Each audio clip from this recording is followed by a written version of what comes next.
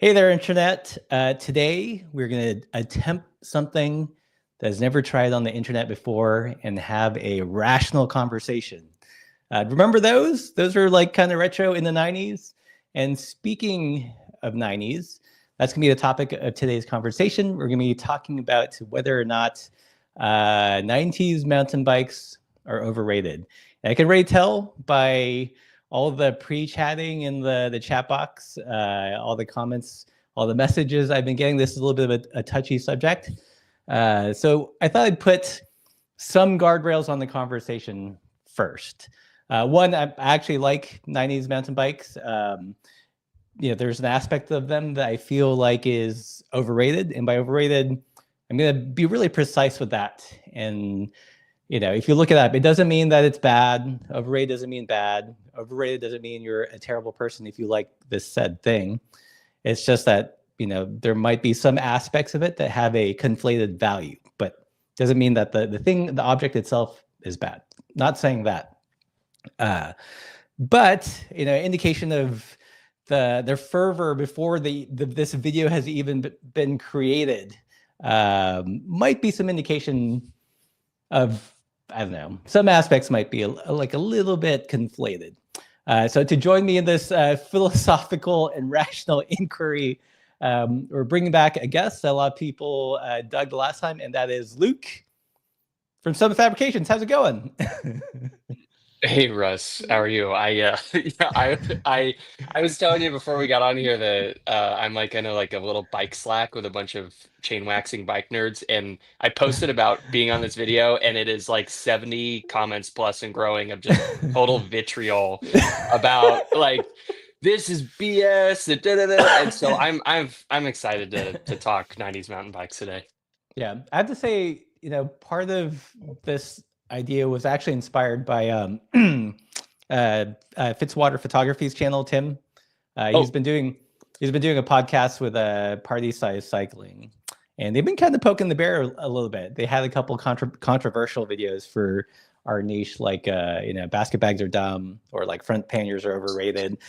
And I was like, hey, yeah. And I thought they were great conversations. Changed my mind about a couple things. It was all very like kind of rational and respectful. And I thought, let's not beat around the bush. Let's go straight into the heart of the beast.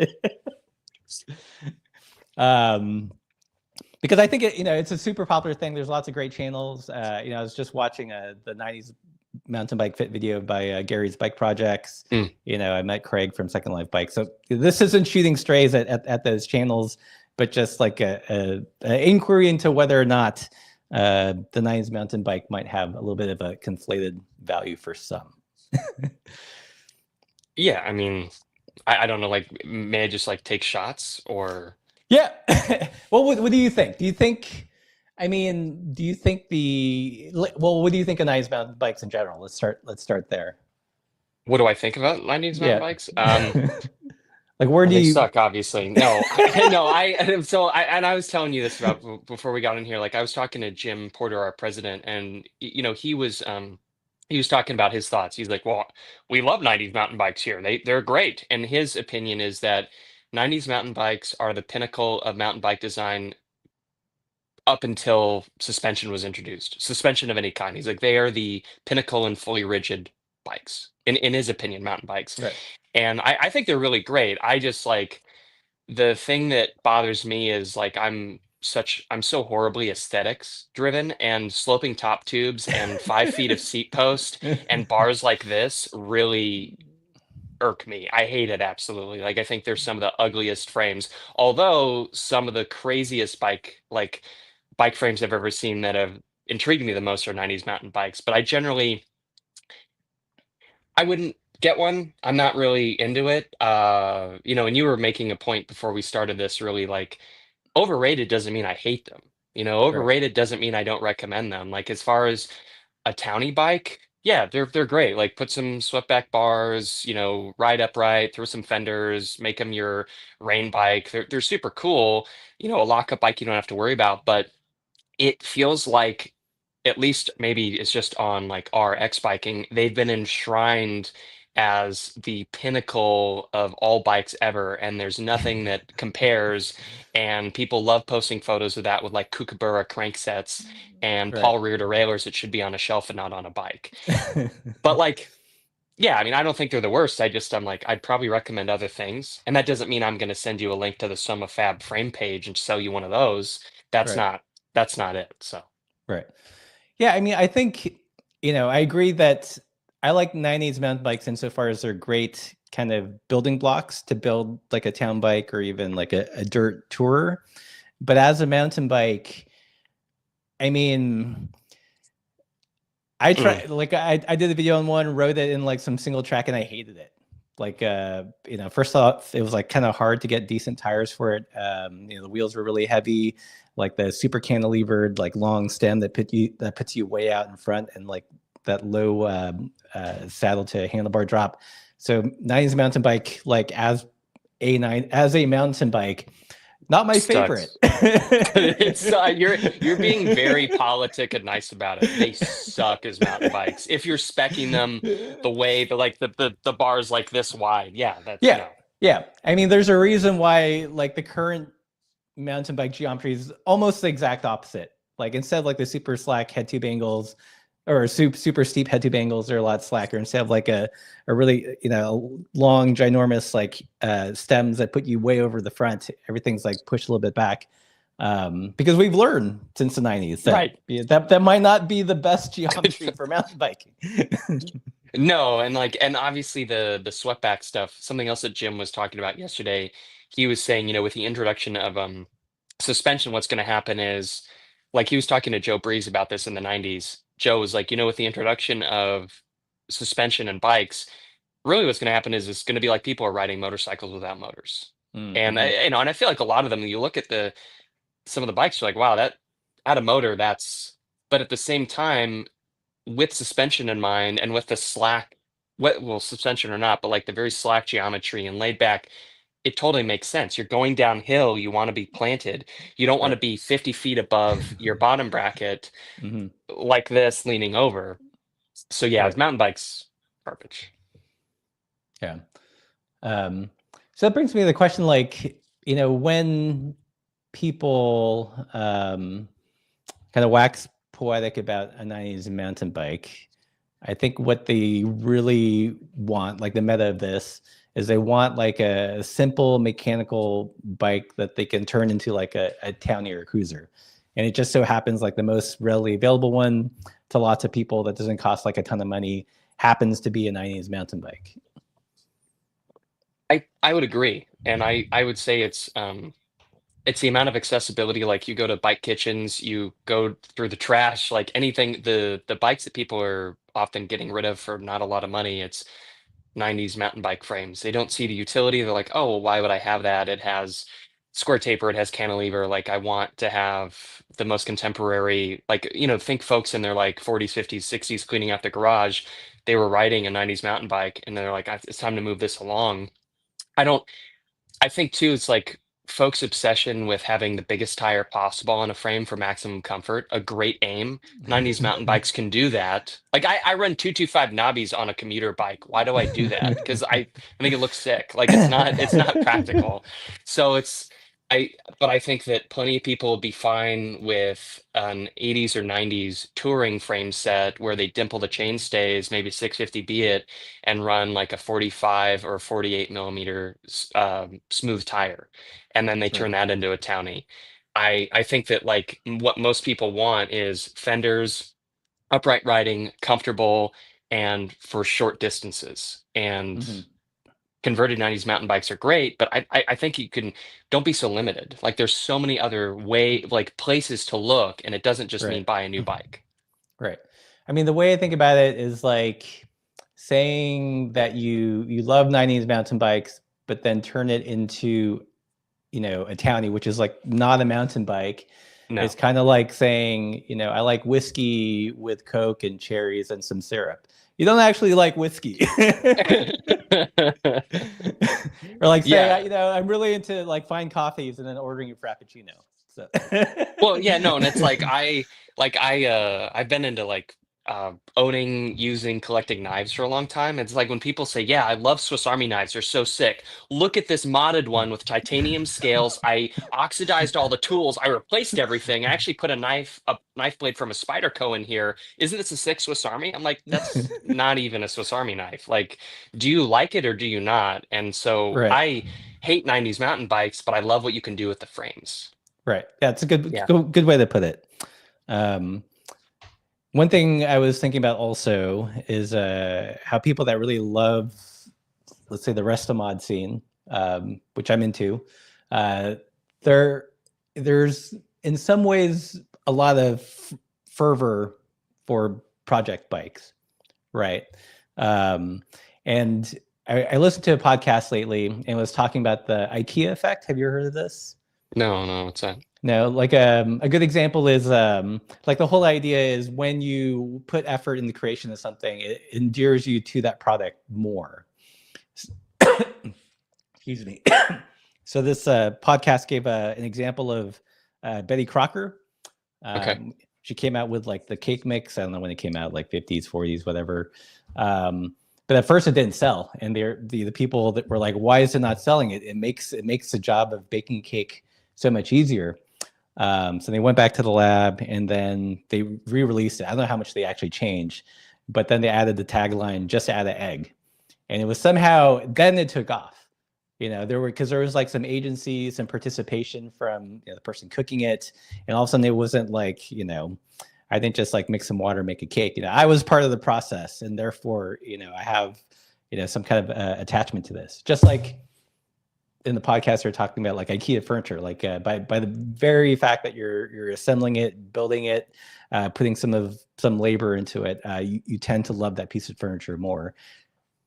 There's some pride in the process of making it, taking it from pieces of a piece of furniture and annoying instructions to a completed no, to a completed product. No, and I totally like I love customizing things of mine, even if I'm not building them myself, or like I picked up a Swiss Army knife and I like took a soldering iron and I wrote something in the back of it on the plastic, like I burned something into it, and it's like I didn't build it, I didn't make it, I just bought it, but it feels like a little bit of me. Just like when I look at a bike and all the bad decisions that went into building that bike, it's a little bit of me. But you see what I mean? Like how I feel like that might be somewhat of an explanation for like the fervor behind the rest of modding a 90s mountain bike, because you've got skin in the game, either time or money, a little bit of your personality, and it's like don't talk bad about my baby. The tinkering spirit. Yeah, it's like I myself am a tinkerer, and there's something about it that I don't have to do the things that I do, but I take pride in often using the wrong materials with the wrong tools and getting a workable solution. I think that's for me, that is so fun. Like I always am testing when especially on days when I need to get somewhere important and in a timely manner. That's the day I put something on my commuter bike that's a prototype that I don't know if it works or not. I did that yesterday. I was late by an hour where I needed to go, but like someone was even, "Do you need a ride somewhere?" Because they saw what was going on with my bike, and I was like, "No, I'm very angry right now, but I'm also very happy because I know that at the end of this, I'll have a solution." And that for me is what I love about bikes. Like the stuff I do, if I were working in a shop, I would never do this on a customer bike. I'm going to read the instruction manual with a Shimano component to the letter. But on my bikes, it's so much fun. And I think that's perhaps, I agree with you. Like that's probably why people are so partial to 90s mountain bikes, is the fun of exploring options, good and bad, to make something work. Right. What you do sounds like what I do for the channel. Like Laura always, whenever we go on a bike ride, she's like, "Did you change anything on this bike that's going to fall off in the middle of the ride?" It's only happened twice since we moved here. So no, my wife is like, we share our locations, and she's like, "I thought you were dead," and I was like, "What do you mean?" She's like, "I checked your like location and you didn't move for like half an hour halfway across town," and I'm like, "Oh yeah, that was because of this problem that I created." And so yeah, I get a lot of heat for that. Yeah. All right. So we've got 132 people in the chat. Clearly a popular topic. Where do you guys lie on the 90s mountain bike spectrum? Overrated, underrated, justly rated? I see this tab on StreamYard that says show comments on stage, and I'm kind of scared to turn it on. But I'll try it for a hot second, and if it goes off the rails, I'll turn it off again. So everyone try to behave. Let's see what happens. Is it doing it? I can't tell. Live comments. Yes. Let's see. Anyways, so let's see what people have to say. So Rock and Roller says the bikes are great because they are extremely useful, super resilient, and they stood the test of time like no other bike, while still being compatible with current stuff. So again, I feel like this is one of the comments where it could just as easily not be a 90s mountain bike, but referred to like any good steel, like widely compatible bike. But there's nothing like, man, I really love the essence or the geometry of a 90s mountain bike, how I have to run a really long stem and put me over the front that no other bike will give me, No, I'd say like what's being said, I feel like I'm riding a frame from 2000. So it's 25 years old, and it has the same things about my regular bike that I really like, which is it's a threaded bottom bracket shell, it's steel, it has lugs. It's pretty to look at, and I can run cantilevers with a quill stem. Like those are the things I generally like in bikes because it's easy to work on, and it's easy to work on, especially at the side of the road when I make poor choices earlier. But it's like the difference is 25 years, and but it really is just. But it's it's a loaded touring frame. Like it's not a 90s mountain bike frame. You don't have to have that frame. If anything, saying 90s mountain bikes are overrated allows people to have a much wider range of bikes that they can choose from rather than feeling like they have to have, I guess, I feel like 90s mountain bike is the frame du jour, and you don't have to have that. I know prices are going up on them because there's such high demand. Just look in other places, make something that is more creative and interesting than what you see posted all the time about 90s mountain bikes. Yeah, I think 80s touring bikes are the new 90s mountain bikes. No, I want to be on the follow-up video talking about that because I agree with that 100%. Like the bike I'm riding, I'm borrowing an Atlantis from the first run of them, and it is eerily similar to 80s touring bikes. Like eerily similar, except that it can fit what was in the catalog said is balloon tires, which are really just like 52 millimeter tires. But yeah, it's like it is very equivalent to like an 80s steel touring bike, and it's great. Yeah, I feel like given the option, if I had to choose between some retro vintage frame, between a 90s mountain bike and say like a sport tour of the 80s, definitely like the sport tour would make more sense because I don't know, you don't have that like super low stack to contend with to bring the bars up. Which is why you see lots of people with like the tall swept up bars, But let's see what the people say. The people say, Shorty Gotham says, great townie bike. I agree. No, but not like a great mountain bike. A nice mountain bike conversion to gravel bike underrated. Nice mountain bike has a mountain bike overrated. Right. So have you ridden any 90s mountain bike to drop bar conversions? No, I've looked at them, and like a friend of mine did that, and I was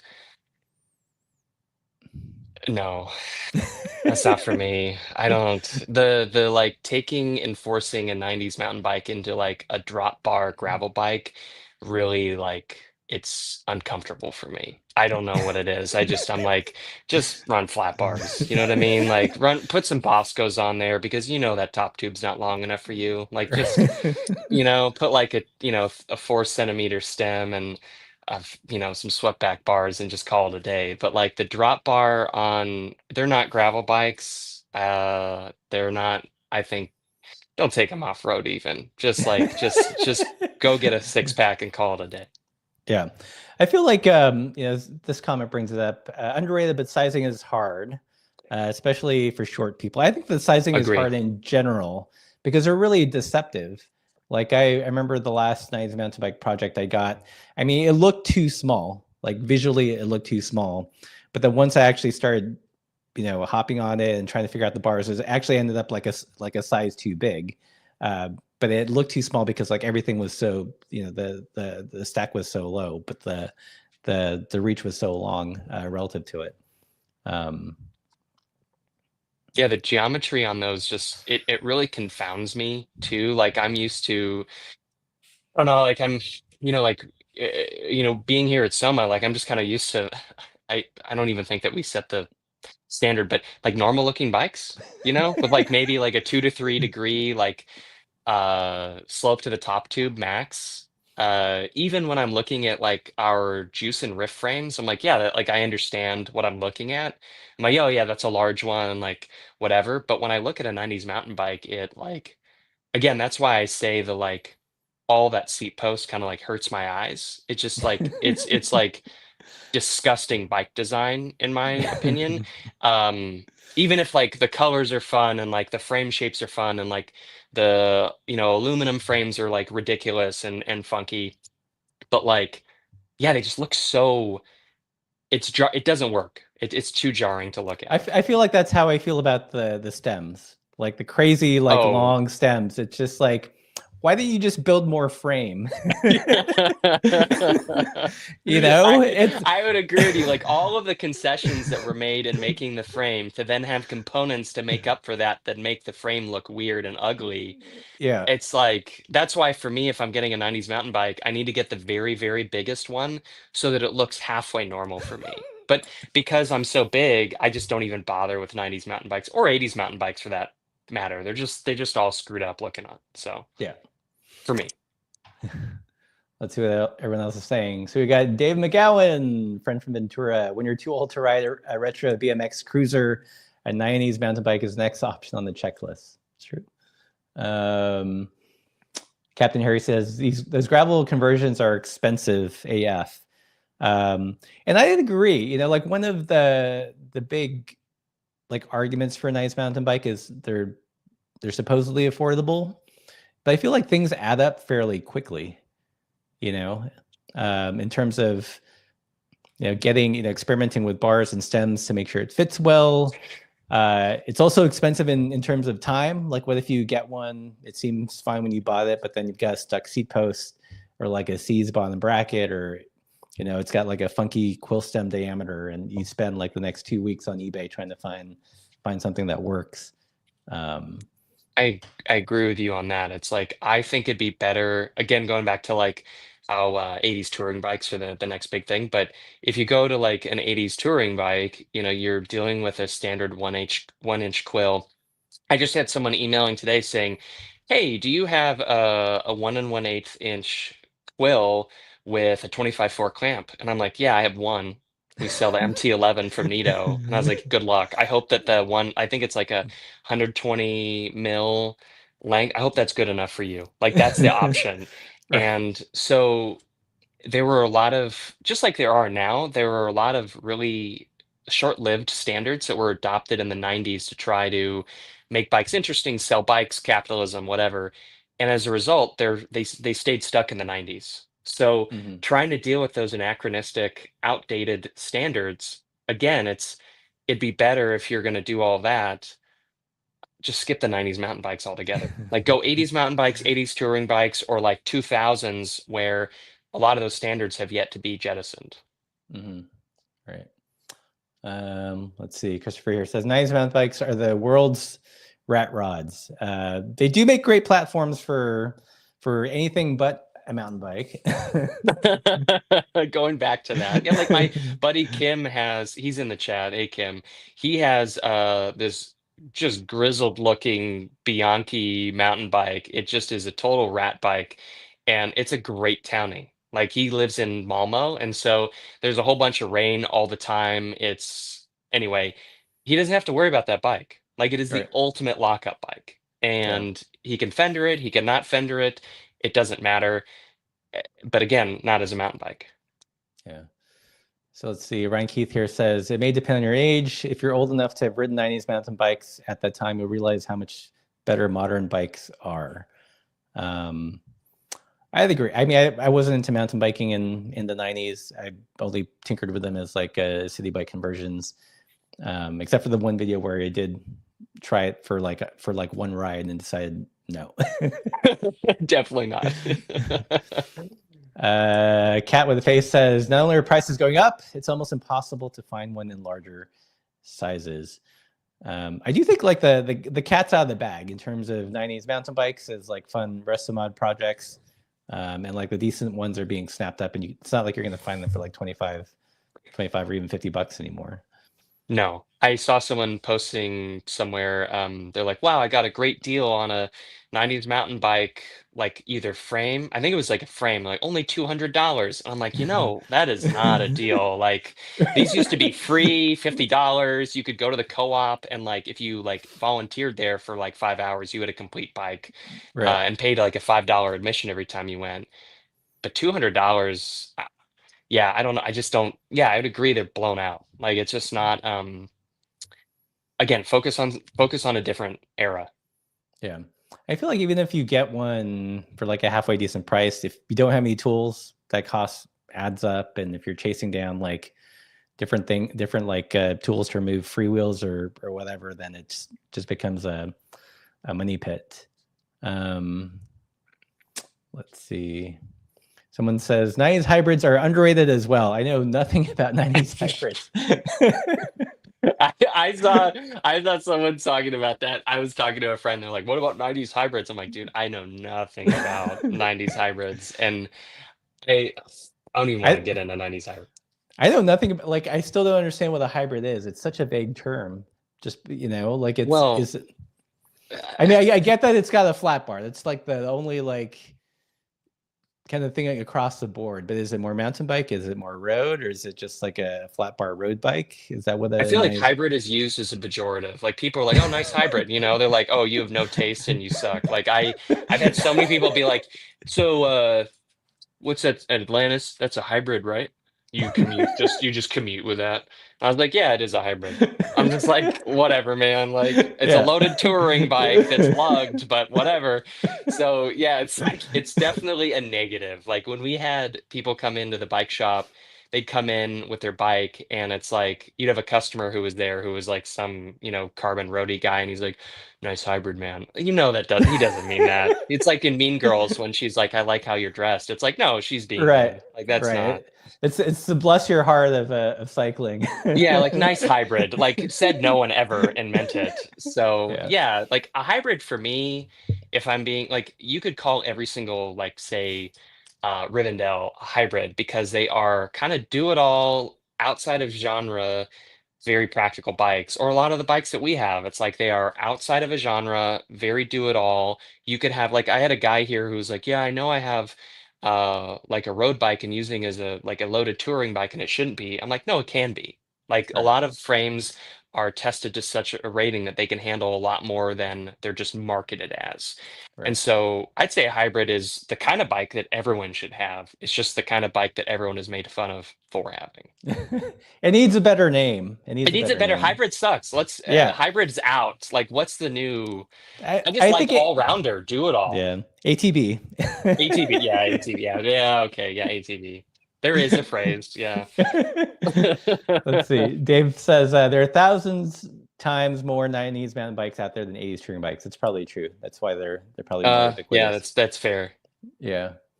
What else? Gene says a 90s mountain bike to gravel can be run, but the stack and reach make it not optimal. I'd agree. Like it's not my favorite thing to correct in stems and handlebars what should have been fixed in the frame. What should have been planned for at the outset. Yeah.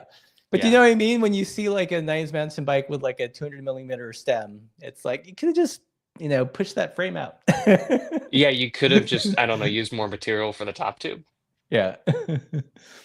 What else we got here? Bike Breath caught me midday with this controversial title, but couldn't help click. That's why we did it. For the views.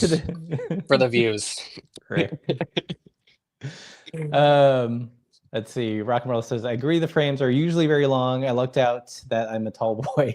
You really need a short stem usually for a good fit. I'd say like a short stem and like swept back bars and with a lot of rise also.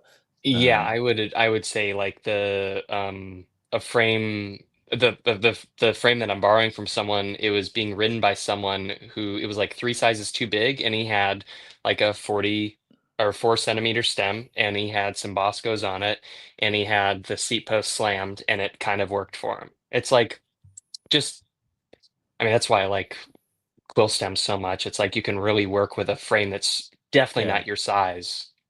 Yeah. Let's see. Stone City 210 says sizing also hard for me at 6'2". His 93 Trek 930 is all sorts of Frankenstein, so I can ride it without hurting my back. Yeah, I feel you on I'm on the like I'm 6'6", and I just like nothing fits, like Right. I mean, if you on a nice mountain bike, it must look like a Brompton, right? honestly, so I like I have a very large 62 centimeter frame, and like people are like, oh, that's 650B, right? Is that and I'm like, no, this is actually a 29er. These are 225s. They're like, no, they're not. You have a 650B frame. I'm like, I work in the bike industry. I bought this bike. It's a 29er. And they're like, no, it's not. And I'm like, yeah, it is. So I had an 85 Ritchie Ascent that was a 26-inch wheel, 26-inch wheels. And I look back at photos and I look like I'm riding my younger brother's bike. Like it looks so dumb. I thought I was so Right. cool. I mean, it rips too. It ripped so hard, but like I looked so silly. And that's half the reason why I like I'm like having a 29er. It's not because I think it's the best wheel size. It's just the best for me Right. because it looks proportional Right. ish. So Bike Breath says, regarding sizing, Gary's project just put out a video today Mm. about the geometry. Yeah, I watched that. It's actually a really good video. And my takeaway was that almost all of his project bikes ended up with some kind of high rise and swept back stem. And only one of them kind of maintained like the super long stem and flat bars. So yeah, like the sizing was very loosey goosey. It's like get a bike, could be too small, too big, but then correct it with like some swept back and high rise bars. And kind of discount the listed size and just kind of you have to go by feel. Is that what he had to say? I love his videos. I was going to watch it like at my desk at work and pretend to be working later. Yeah, pretty much because he rode like a spectrum of sizes, everything from like a 54, I think, to like a, I don't know, like a 57, 58 or something. Okay. And it was all like correcting the stack reach with some kind of moto style bar or like shorter stems. So Yeah, that seems to be like his MO for builds too, which I think looks really great. I really like what he does over there. Yeah. Let's see. Someone else says 1-inch threadless stems are limiting as well. Do you guys sell any of those? 1-inch threadless? 1 inch threadless? Yeah. I'm sure we like Jim loves saying like if it's very niche and there's very little money in it, we probably are interested in doing it. So yeah, I'm pretty sure we have something like that. Yeah. I will say my favorite thing from like the 90s era mountain bikes aren't so much the frames, but the components. Yeah, second that one. I'm running a 90s XTR on my bike right now and I love it. Yeah. And I feel like at least if this is correct in like the mountain bike history, like the gearing or a lot of the components didn't exist for mountain bikes specifically. So they borrowed a lot from the touring world, which makes sense, you know? Yeah, well, I mean I know with the early mountain bikes and everything, like they just kind of took what the toughest parts and what they could make work and they made it work. And then the 90s was really a boon for like, well, I mean, they had, mountain bike specific components starting in the 80s, but really hit their stride in the 90s. Like Yeah. really, really good. And then clutched derailleurs came in what, the 2000s, 2010s? Like that's much more recent. But the like spring tension and everything in the 90s was sufficient that people weren't just like chucking their chains as much as they were in the 80s. Right. Right. Um, so you live in the Bayish area. You probably see a lot of 90s mountain bikes on the road. Like, how are they set up? Are there any? Is anyone running like the super long stems and narrow bars? The only people I see like with control tech stems and like Rudy RockShox on their 90s mountain bikes still are people who bought them in the 90s and are still riding them. And they have like their 90s like mountain bike gear. They've got like a half or full face helmet. And they no, I'm not kidding though. Like I see a lot of that, especially in Marin, like the Marin dad who's like Yeah. maybe in his like 50s 60s, and he's still riding the mountain bike that he got from a bicycle odyssey in like 1992 and that he loves. And but like no one other than people who are like absolutely emotionally attached to their bike Right. from the 90s, no, everyone, it's all towny bikes. Like SF Bike Trader does a really good job, this guy Ruben, with like 80s and 90s mountain bikes specifically, and they all are townified. Hmm. They're like 2 or 3 by 9 or 7 or 8. They all have like flat or swept back bars. None of them look like they are about to enter into a mountain bike competition. What do they go for? Like, what's the selling price out there? Oh, like towny bikes? Oh, Either like with conversion, 90s? yeah, either conversions or like if you happen to find like an unconverted 90s mountain bike, are they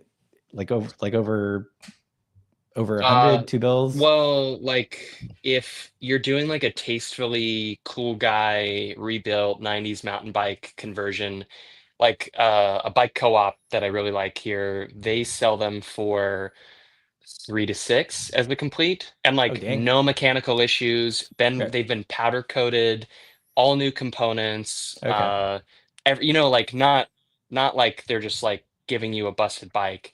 And then with Ruben at SF Bike Trader, all of their, he strips the frame and he rebuilds it. And it's almost all vintage components, some Right. new. And he's selling them for between 350 and 650. And then if he gets like a rare or specialty bike, and I mean it, like he had a fillet braised Eisentrout that he sold to Tom Ritchie personally, that's selling for a different level. Right. But they're all very reasonable. If $500 or less will get you a bike with no mechanical issues that you can just ride, Right. I think Right. that's a great price. Yeah. I'm interested in we've got 160 people in the chat. Like, what is a going rate for a 90s mountain bike in your area? I'd be wondering what the average is. I know when we lived in Missoula, it ran the gamut, but most of them were, at least for a halfway decent one that wasn't like from like Walmart, like a Magma or something. It was at least like Don't talk 150. trash about Magmas.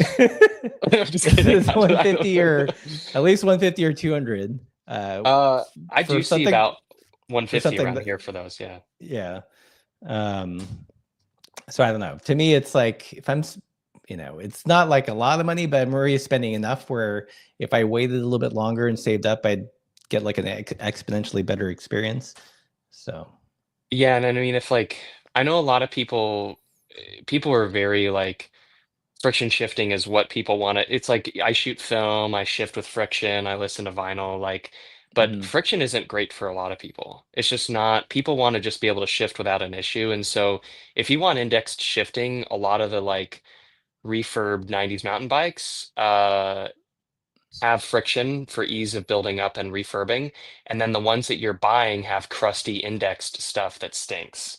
And Right. so again, it's like I don't think it's, and I want to add a caveat to the like, I think 500 is reasonable. I am a California native living in the Bay Area, and like I remember going, where did I go? I remember vacationing to Japan, and I'm like, oh, this is a good deal because it's less expensive to eat food Right. there than it was here. So it's like I'm like, oh yeah, $1 million to buy a condo. Oh damn, how'd you That's get a that? How'd steal. you Yeah. luck out? Yeah, right. Like, so I want to be totally clear. I am Right. totally screwed from living here my whole life.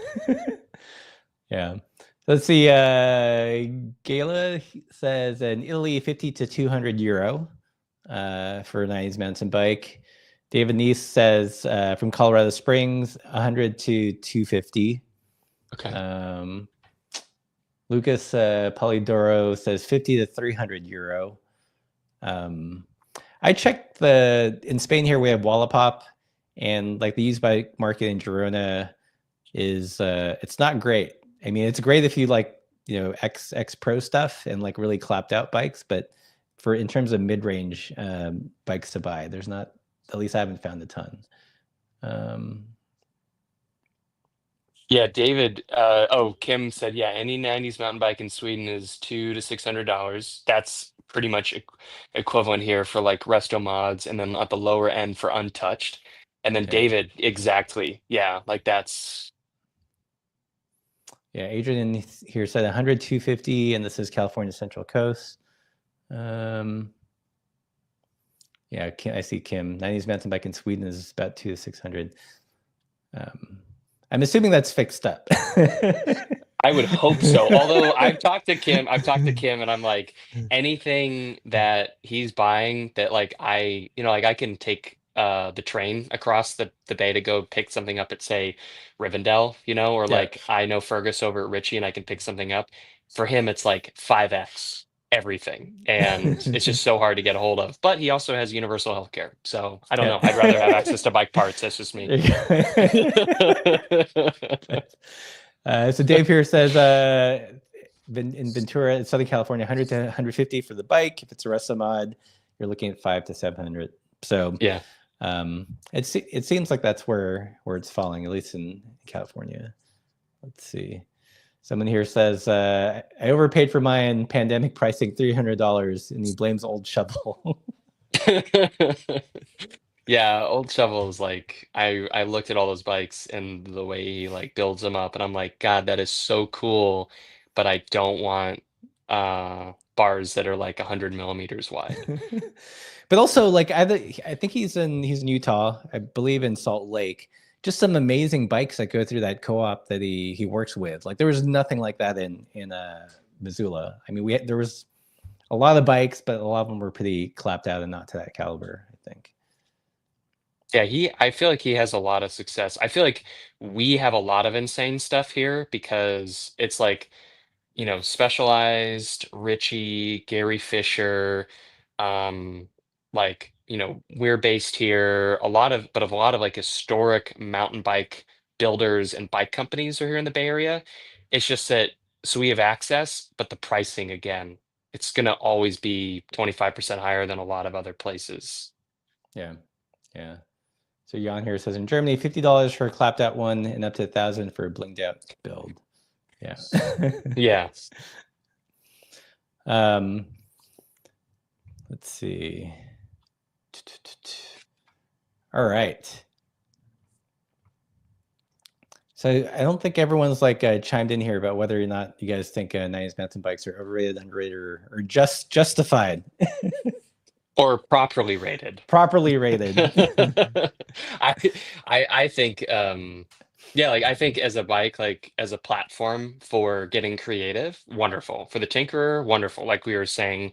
But if you want a bike that you can go buy it and it's ready to go, get a refurbed one. Don't get one that has like those little bar end things and like the grips that like tear up your hand even though they're rubber, and has like bad indexing and is like screwed up. Like, just, I think if you're buying it purely as a 90s mountain bike, skip it. But yeah, I don't know. I think there's so many other things you can do. You do not need a new frame. You don't need to like give money to big bike, but you also, are you a tinkerer and your time is worth spending fixing something that's going to be forever perhaps busted? Or would you rather just ride more and spend that money? I would rather I'm like, I have more time than I have money, so I'm just going to like waste all of it putting a bunch of time into something that's never going to work. But most people aren't that way. And so the premium is worth it then. Yeah. There's a lot of like hazards to avoid when buying used. Craig from Second Life Bikes, I don't know if you saw this video, but he solicited like a bunch of buying tips from other YouTubers. And there are like the typical problems like stuck seat posts, seized bottom bracket shell. weird, quill stem spacing, but also a few like esoteric ones, like the candy lever spacing, I guess was in flux and wasn't the same. So you could end up with a bike and you put new candies on it. It's not spaced for that. Then you have to like track down some new old stock and all that mess. So I feel like there's a little bit of a false economy in that, it's cheap, but if you're not counting your time and all that, and assuming you have tools and everything. Yeah, it's cheap if you spend a lot of time researching all of the weird esoteric mechanical BS that came with 90s mountain bikes and then going in and making an informed decision. But if you're like me and you watch 3 minutes of a YouTube video, read half of a post on X biking, not even the whole thing, and then use that information to go then buy, and then you're Right. upset when everything's screwed up and you're $1,000 into a bike that still doesn't shift properly. I Yeah. mean, I think that happened to me the other day. I Tell us how did you really something. feel. No, I did something the other day, and my wife's like, why do you think it didn't work out?" I'm like, "Well, I watched 2 minutes of a video on double speed, and then I half read a post, and I figured I could do it myself." And she's like, "And where's the problem here?" So it's like, I do that all the time where I like go in totally cocky, but like misinformed, Right. and I'm so surprised when things go south. So, Yeah, I mean, I feel like BJ here says it's a great point that they're not as good as a primary bike, but useful to learn and tinker with. mm. I mean, you kind of have to look at it as an incomplete model kit that you just paid for. And Yeah, it's half painted, and the hardest part is the next paint section that you got to yeah, do. Yeah. and you have to make sure all the parts work. And go through the rigmarole of getting it going. But buying it and expecting it as like a rideable thing is, I don't know, might be unrealistic expectation unless you bought it after it's been modded. In which case, I think that's the best case scenario. Like I was talking to an old mentor of mine, and he was driving a BMW that was a precursor to the contemporary 5 Series, I think. It was like a Bavaria. And I said, "Man, that's such a cool car. I'd love to get one like that. Like maybe I'll get an early 80s like Mercedes turbo diesel. Like I love how they sound." He's like, "Luke, let me tell you what it's like to own a classic car. So I take perverse pleasure in knowing that were it not for me, it wouldn't be running. It wouldn't be on the road. But imagine a table, and on it is a pile of cash, and then you set it on fire. If you take pleasure in taking piles of money and setting it on fire, you need a classic car." And I was like, "Oh, never mind. I think I'm gonna stick with my 2011 Jeep Wrangler." There you And go. so again, going back to like if you have weird canty spacing, or you get a bike and it has, for whatever reason, it has a freewheel, and you don't have a standard like a contemporary like free hub body wheel, so then you have to buy a new rear wheel. Maybe the front cup and cone is never repacked, and so it's pitted. Well, then you need a new hub. You might as well just get a new wheel. So there's new wheels. Seat post is seized, and maybe it's all scarred up from many years of use. So there's a new seat post. Pretty soon, you paid $200 for a bad frame, and all the parts had to be thrown out anyway. Right. And I found like most of the tires are not in great condition, or if it's actually been Yikes. ridden, they've got like some heavy ass commuter tires. And if you want it to be like a fun, playful bike, then like sourcing nice 26-inch tires is kind of a pain. Yeah, and if you're committed to like supple 26-inch tires, it's like I Right. think what Terra One they make like repro 26-inch. Maybe that's something you can get, but they're hard to get. They're expensive. So if you want a deal, it'd be better to get uh, a not so old 700C bike, because bikes are or tires are more plentiful, and you can Yeah. get inexpensive ones. So Yeah. Yeah. And BJ says a set of tires alone can cost $100. that's Uh, totally true. Sometimes one tire can cost $100. That's totally true. So major tip for me, wire bead Schwalbes are Hmm. great. Like I love buying the Schwalbe Tough Tom. That's a 2.25-inch 29er tire. It is $34 Oh wow. per tire. And I think that they make a 650, they make a 650B one too. It is $34 a tire. And if you shop around online, you can probably buy them for 30 a tire. And I can get at least 600 to 800 miles of mostly road riding, which they're not for, before I have to rotate tires. So it's Right. like, but every time I do it, it is like, oh dang, another $34 on a tire.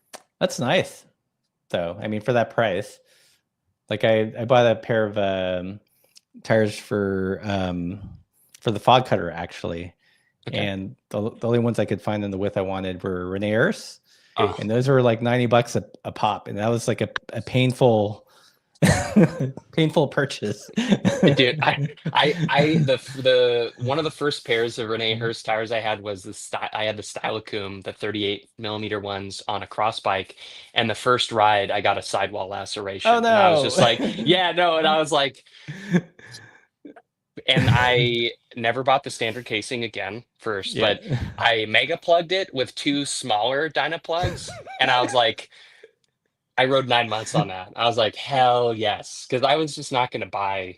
I wasn't Yeah. going to buy another one. It's just too much money for me. Like Yeah. that's That's what happened to me with when I had the Tanglefoot. I ended up buying one, and I bought some Thunderbirds for yeah, them. Super like fun, light, racy tire. And I think within the first week, I had like this massive.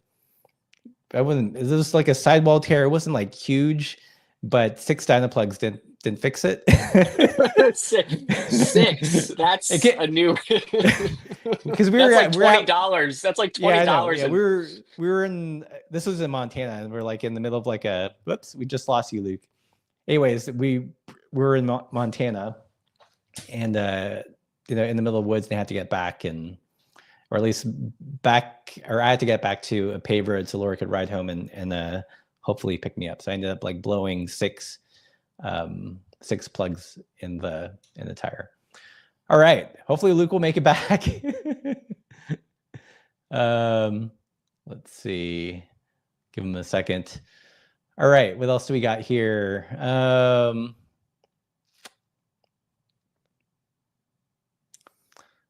Yeah, Scott says Renee Earth has 26 in stock, but that's $200. Yeah, it's an expensive pill to swallow. Let's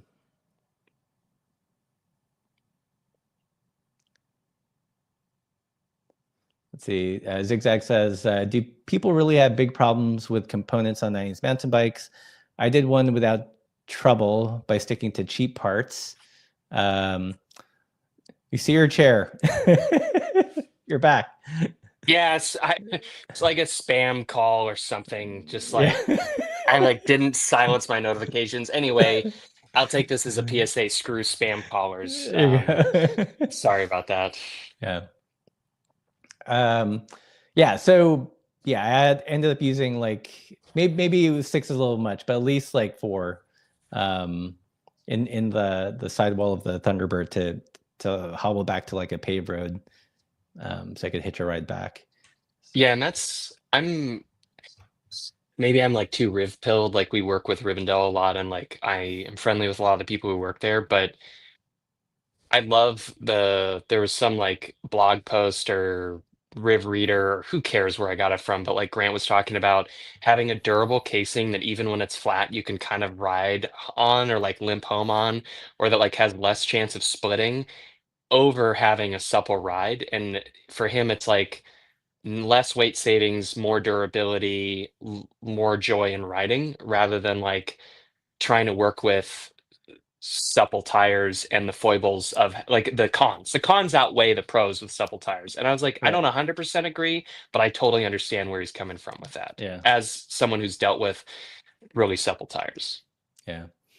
Let's see. Comment here from John. I think their popularity is due to there not being a viable alternative. Yes, the Geo is weird, but refined 26-inch robust versatile steel bike with good tire clearance for a similar price. I think this is the meta of the 90s mountain bike, that what people actually want is like a good robust steel alternative that's affordable. And since no one is making that particular frame or bike new, you kind of have to resort to the used stuff. So I don't think like people, when they say it's overrated, I don't think they want like the 90s mountain bike as a 90s mountain bike per se, but they like this concept of a, you know, it's a highly modifiable, customizable, simple bike to make your own. Yeah, and I totally agree with that sentiment. I mean, in part, like I work in the bike industry and I have unfettered access to a lot of things at pretty good prices, but pretty good prices for me are still expensive because I'm not making millions of dollars working in the bike industry. You're So not? no, I'm not. No, I'm on my wife's health insurance, you know what I mean? So it's like when I worked at a bike shop, I made so little money working at a bike shop, but what made it worthwhile is I could get things at a discount so that I could brag to people who didn't get a discount that I got a discount. But even at the discounted rate, it was still expensive for me. Like it was still Right. expensive, like I could get a $90 Rene Hurst tire for like $65. And then with shipping and having to wait 4 weeks for Jan to pack it up, it was just like, oh my God, Yeah. it's still prohibitively expensive. And so I like running 7, 8, 9 speed because I get a chain that has greater longevity. I have a drivetrain that isn't expensive to replace, and I don't have to worry about getting into the world of indexed shifting, and I can work with friction. It Yeah. for me is as much because I enjoy it. Thank God I enjoy it, but a lot of it comes down to it is absolutely simple and affordable for me to work on my bike at the side of the road with half-size tools, work at home Yeah. on it, and it's just not a problem. Like I don't have the time or inclination to do just can't deal with. Yeah, so that's why I like running that stuff. It's a lot of it's money. So I get why people want to have bikes that are affordable. Like that's what I want too. Yeah. Um, let's see. Someone here, some guy. I think there are two sides to Nice mountain bikes: the parts and the frames.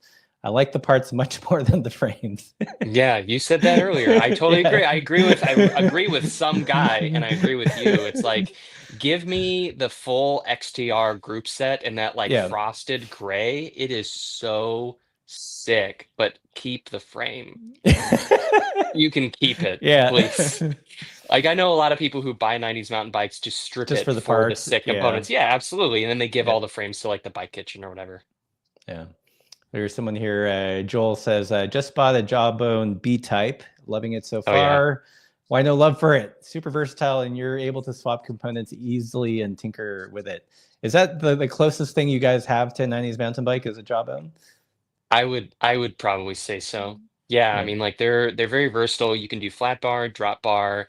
We have the belt drive. You can do like single speed. Like it really like man, we get so much flack for having sliding dropouts. People are like, the one bike I'm never gonna buy is a bike with sliding dropouts because they suck.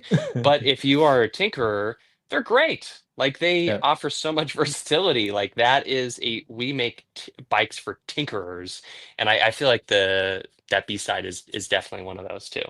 Yeah. Um, cool. Can we like talking about components? You were talking about like the desire for the retro components to come Mhm. back. Riv has been showcasing their new rear derailleur. Did you see the new hotness where he talked about that? I did. Yeah,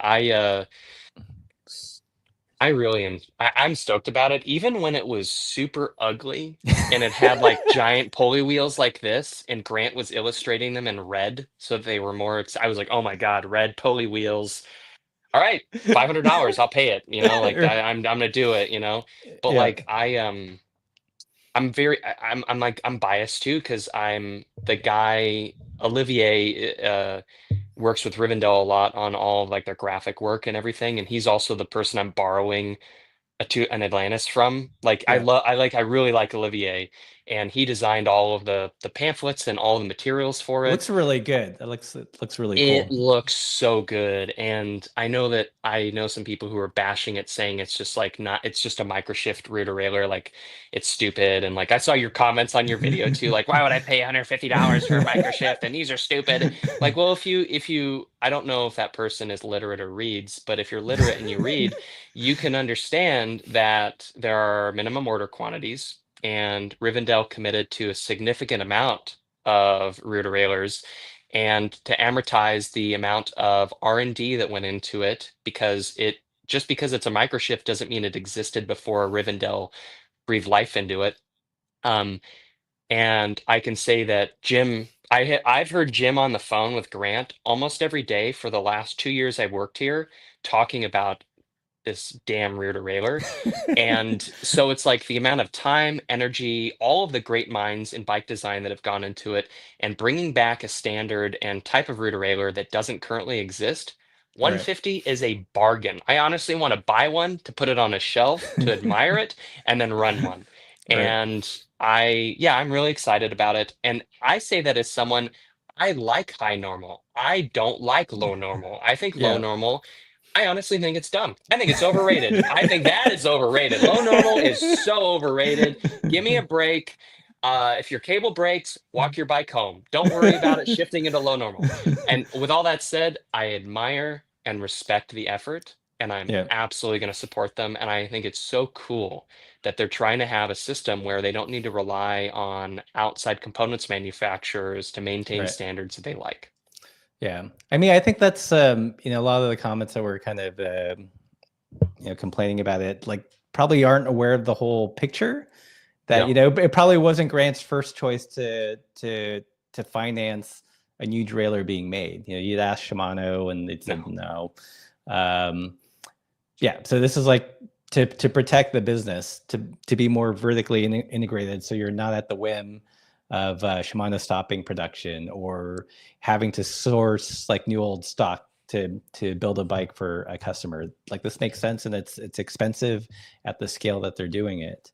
And it doesn't sound as if it's like like a white label derailleur. It's not like they're just taking the Microshift R9 and slapping the silver. Like, there's new engineering, probably new, I don't know if it's like cast or forged. There's probably new tooling had to be created to create the derailleur.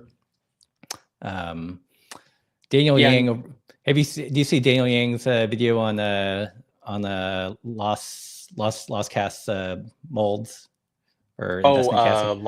Longshan.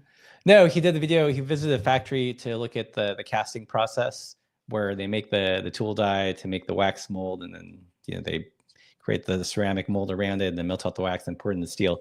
But anyways, like the tooling for like one part was like $2,000, and he was talking about how they couldn't justify it for their own bike production, where they weren't making enough of this part, so it was cheaper to actually 3D print things. But like, thinking of every part, like where you have to have new tooling, and have again, amortizing it so it makes financial sense. No, and I remember when I first started working here and I was like filled with all these ideas. I'm like, I'm gonna change the bike industry single-handedly. I'm gonna make sure I'm gonna have Nito make stems in, in 10, 20, 30. And I was talking to Jim and I was just all excited. And I was like, so what do you think? Great ideas, huh? And he's like, okay. So someone has to pay for that. And for every size of different stem length, and it can have all the same, it can be like 25 clamp, all that. But every size of Nito stem, it is $20,000 in tooling per variation. I was like, what? He's like, yeah. So, okay. He's like, so just sit down for a moment and let me talk to you. So if you have a 60 centimeter and then a 70 centimeter stem, same design, 20,000, 20,000. And then you have to amortize that over the cost of the product. You better hope it sells. And if it doesn't, you're screwed and you just spent 40 grand. Right. And then raw materials. And I was like, Oh, cool, cool, cool, cool. So it's like when I realized like a stem, the tooling for a stem in one size of a design that already exists, but they have to add 10 centimeters, Right. it's $20,000. I was like, oh, okay, never mind. Like maybe I'll change the bike industry over a period of 30 years and not three. Right. So that but so that $150 price tag I think is very, very respectable. Yeah. And you can't just think about, and yeah, like the tooling and the design, but the endless hours that they've been working on this at Rivendell, where it's consumed time that they could have been doing other things. Yeah. Um, they, yeah, I think 150 is, I was expecting probably about 200. And I know that with Rivendell and how they do pricing, 150 is not much above their bare minimum margin. Yeah. Grant would rather have people buying it and have access to it than he make a significant amount of money on it. Right. Yeah. So And when yeah, I I think s- it's sick. yeah. One thing I posited in the video is let's see, we're over our hour. Can you go on for like another 10 minutes or do you have to run to work? Okay. Absolutely, yeah. No, please, please. Do you need me another hour? Yeah. No, no, no, no. Yeah, but one thing I was thinking about in the video, in the video with the rear derailleur is, how like there's, I wouldn't say like it's like a purely a nostalgia play, but there's like a desire for like nicely well made, like maybe slightly nostalgic things. Like in the camera world, the reason why Fuji is like hot. CDs are making a comeback in music, and there really isn't that. I mean, there's a desire for it in the bike industry, but there hasn't really been like a brand that stepped up to it, except for I think maybe like Riv now. Like this is what they're doing, like bringing back some classic aspects of older components. Yeah, and I think like again, I mean, who is it that's doing it? Like, um, Brother Cycles has come out with some really great frames Yeah. that use old, outdated standards. They have canty posts, Yeah. but no one has dived into like Rivendell went and completely re-engineered the ratcheting system from Suntour shifters from the early 80s and improved upon it.